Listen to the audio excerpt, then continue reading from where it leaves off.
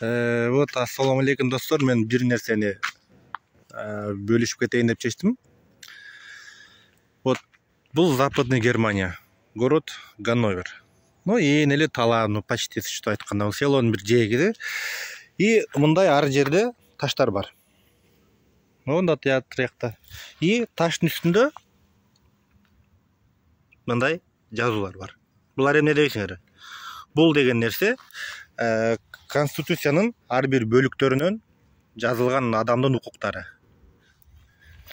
Бизде Кыргызстанда эмне көп? Бизде Кыргызстанда таштан көп нерсе жок го туугандар. Эмнеге бир ушинтип ар жерге жазып койсок болбойт. Бул мынакей 11-пункт.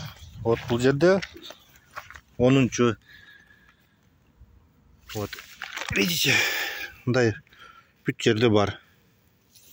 Шуну деле бизге колдонсок болот да, Кыргызстанга деле чында ээн эле талааларда бизде эмне көп, таштан көп нерсе жок го. Эмне кандай дейсиңер ушул нерсеге?